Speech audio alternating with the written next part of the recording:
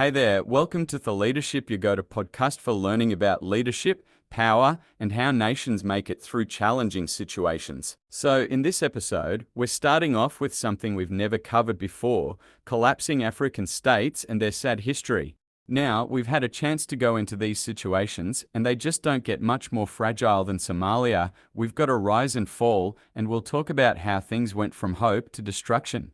The thing is, hope quickly turned into a mess in 1960 when Somalia became an independent country. It had its fair share of ups and downs, but there were some positive moments too. People wanted to contribute and make things work.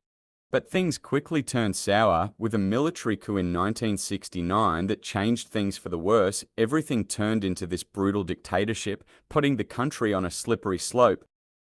And that's where we move next. We'll pick up there from episode 1, where we explore what happened next in the coming events. We can't repeat history, but we can learn from what went wrong and what kind of leader should we be striving to become. So, if this episode makes you think, or if it challenges your views about how things should be, don't forget to follow the leadership and share it with your friends. And if you'd like to learn more about how states can collapse, how leaders can mess things up, and how we can learn from history so that we don't make the same mistakes, give us a listen and let's continue our conversation.